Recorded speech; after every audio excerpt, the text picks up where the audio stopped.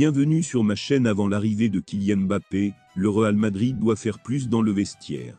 Madrid cherche à ajouter plus de joueurs, dont Nacho Fernandez.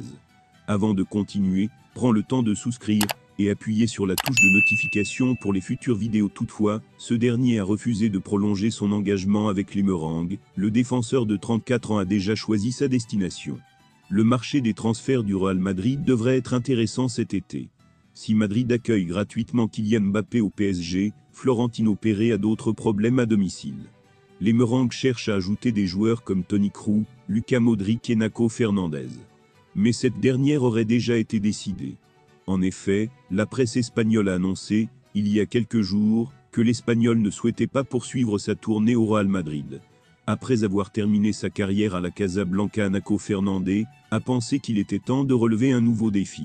Selon Marca, Nacho Fernandez va en MLS. Comme Lionel Messi l'été dernier, le joueur du Real Madrid rejoindra les États-Unis cet été. Le joueur de 34 ans souhaite poursuivre ses déplacements hors d'Europe pour éviter de jouer avec les Merengues, préférant la compétition américaine. Christophe Galtier ne vivra qu'une seule saison sur le banc du PSG.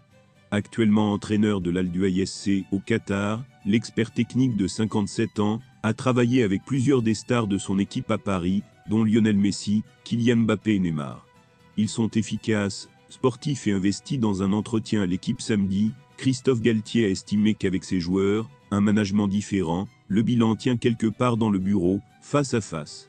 Ils sont très indépendants, avec ce profil de joueur unique, la moindre réaction, le moindre regard, le mauvais sourire, un cri ou un geste prend une dimension globale, internationale, a déclaré l'opérateur premier du PSG jugé.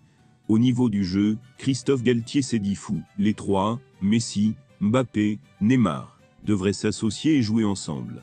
Je ne pense pas qu'on en verra davantage en France.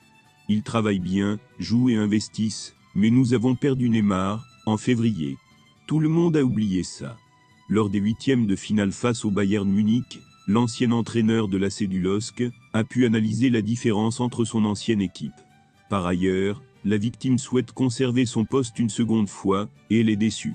Connu pour ses propos controversés, Joey Barton a été à la hauteur de son nom. Il a évoqué le cas de l'ancien footballeur Lionel Messi. Selon lui, il devrait également y avoir un signe à côté du nom, indiquant qu'il s'agit d'une modification génétique.